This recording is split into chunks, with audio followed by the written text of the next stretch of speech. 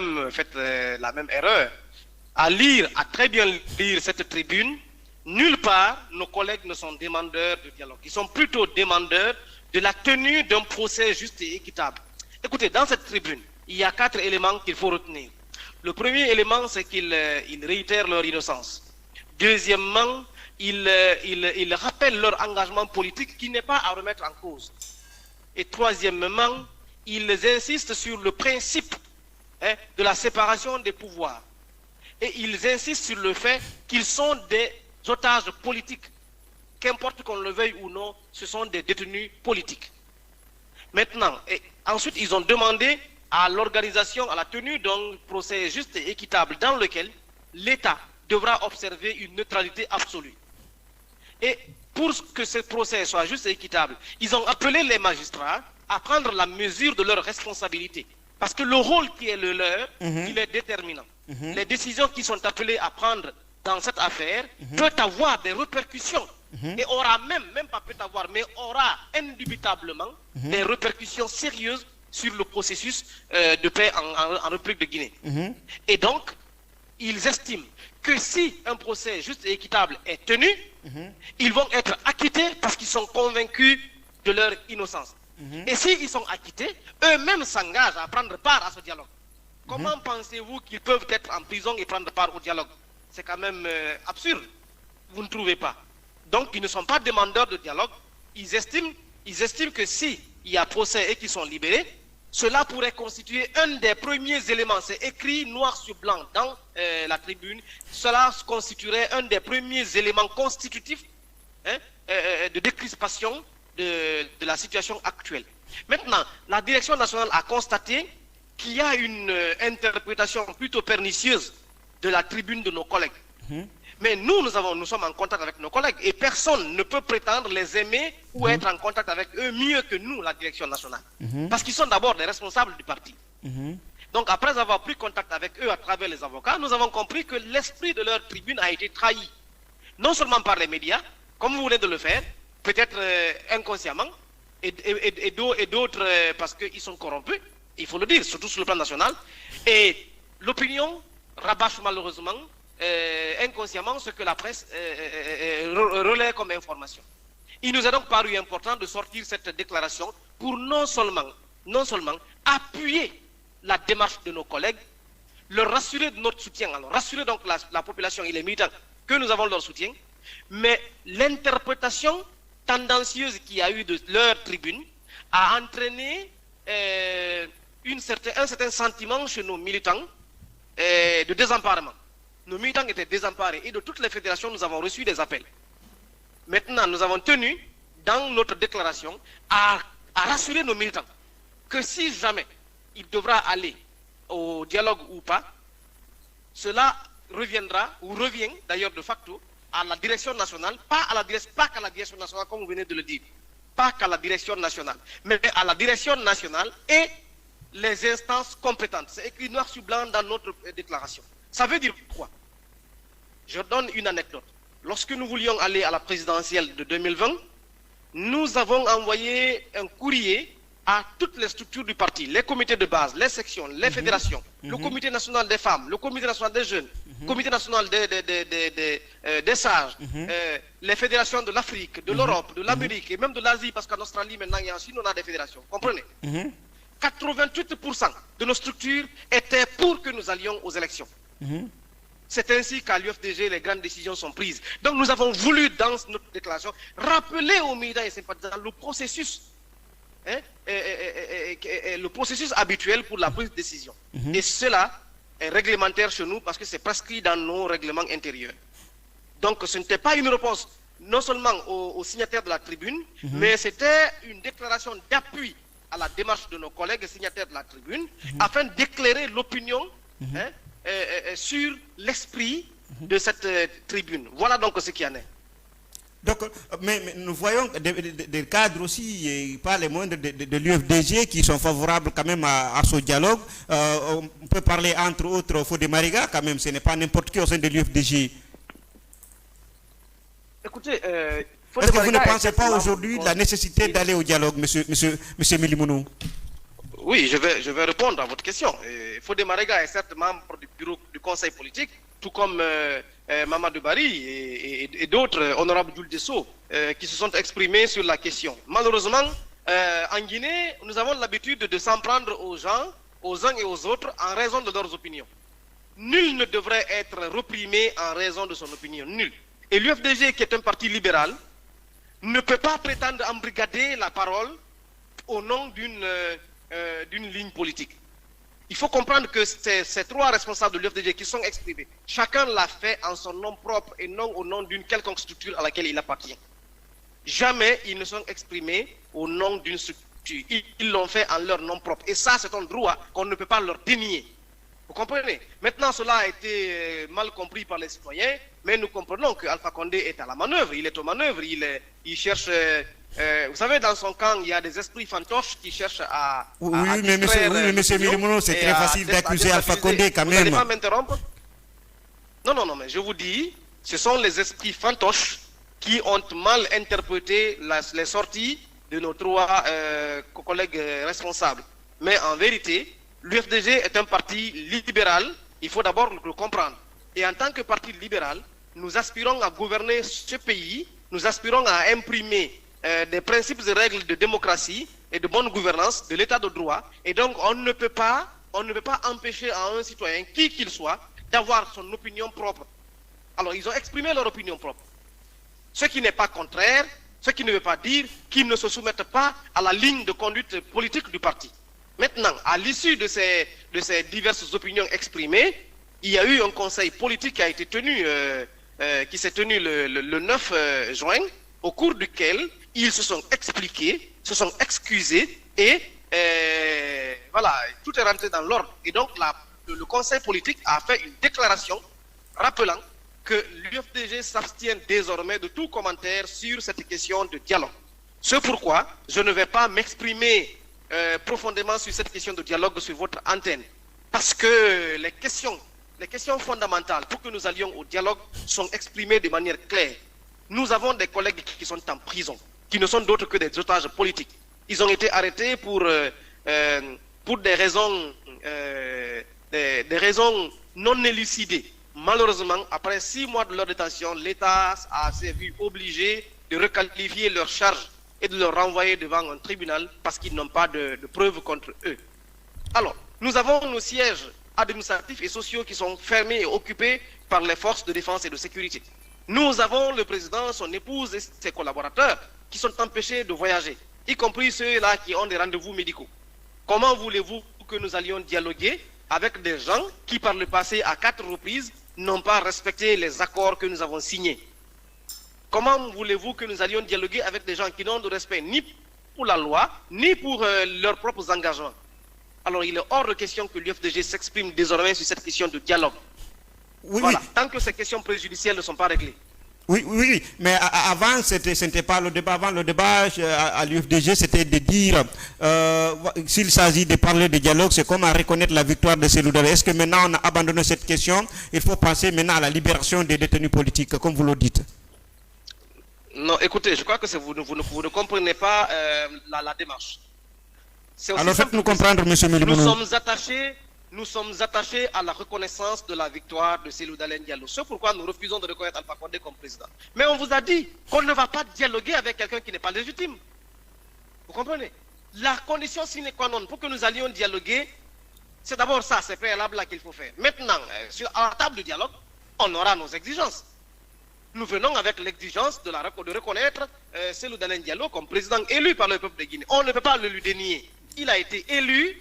Alpha Condé a spolié sa victoire, eh bien, il faut que nous revenions là-dessus.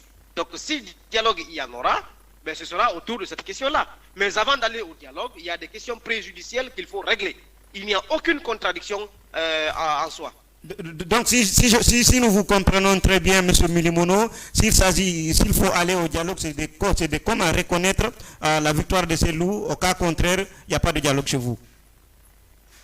Vous avez bien lu la déclaration du Conseil politique. Qu'est-ce que nous discuterons au dialogue? Pour l'instant, ce n'est pas à l'ordre du jour.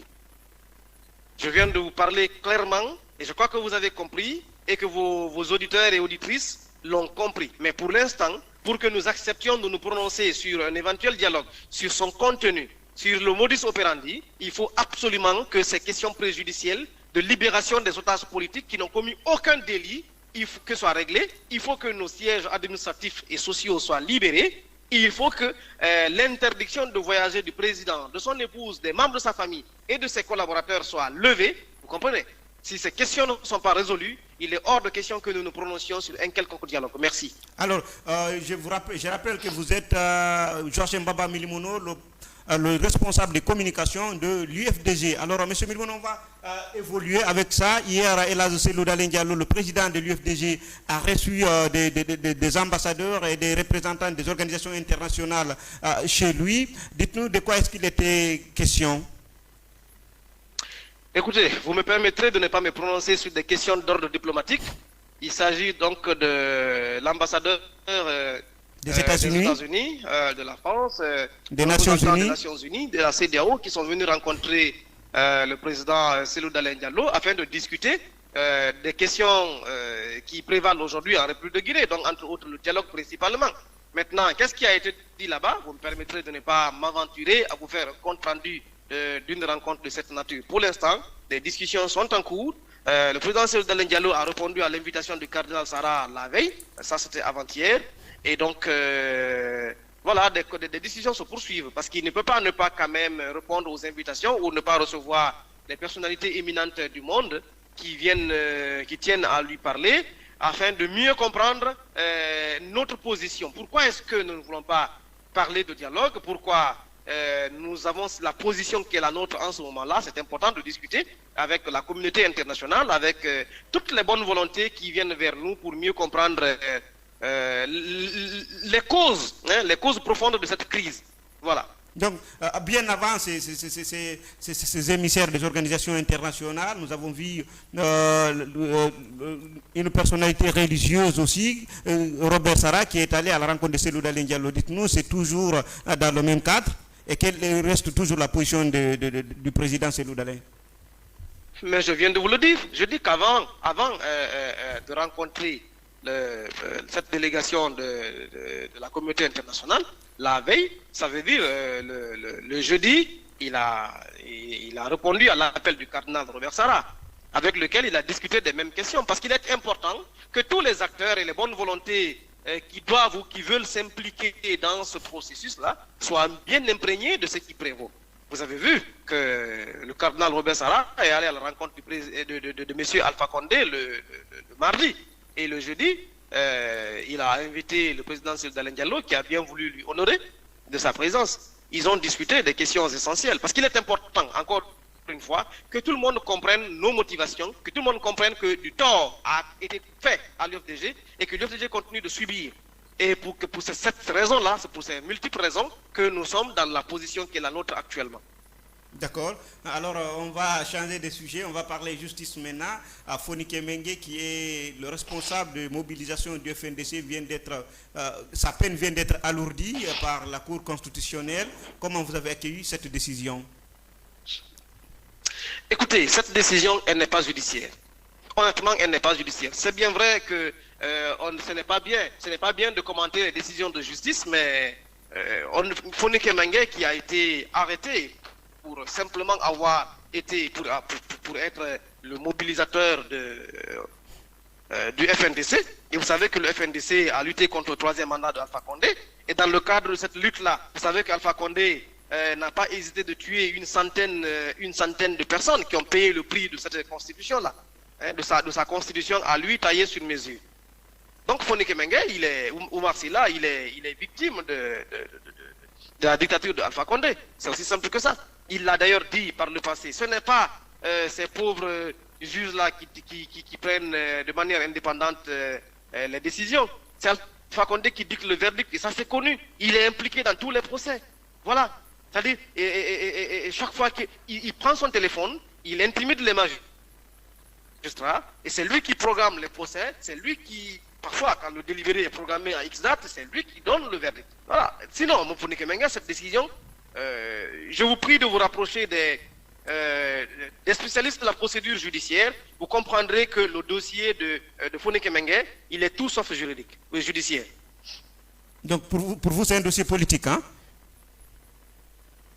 Non, mais attendez là. Un responsable du FNDC, quelqu'un qui a lutté pour empêcher le troisième mandat, quelqu'un qui n'est pas arrêté pour une question de viol, ni pour une question de vol, ni pour une question de détournement, ni pour dilapidation de deniers publics, ni pour destruction de biens publics.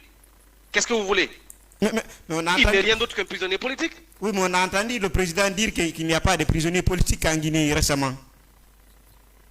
Écoutez, comment peut-on nier que le vice-président d'un parti politique, qu'un membre du conseil politique, conseiller du président d'un parti politique, qu'un secrétaire national chargé à l'organisation, à l'animation politique d'un parti, je veux parler d'Ablaïba, que le coordinateur de toutes les fédérations de l'intérieur, je veux parler de Selou Baldé, que tous ces gens-là soient arrêtés. Comment on peut parler de Étienne Soropogui, membre leader d'un mouvement politique qui a accompagné Selou Dalein Diallo à la présidentielle 2020? Comment peut-on arrêter ces gens-là et dire qu'ils ne sont pas des détenus politiques? Qu'est-ce qu'un détenu politique par définition? Il s'agit d'un citoyen, d'un individu qui est simplement embastillé en raison de ses opinions politiques. C'est aussi simple que ça. Est-ce qu'on peut leur dénier leur appartenance à un parti politique? Est-ce qu'on peut ôter les motivations de leur arrestation à leur soutien apporté à Selou Dalein Diallo? Si seulement on peut dissocier les deux, alors ils ne sont pas des détenus politiques. Malheureusement, on ne peut pas les dissocier. Et donc, ils ne sont ni plus ni moins que des otages politiques. Détenus politiques, c'est assez léger pour qualifier leur statut.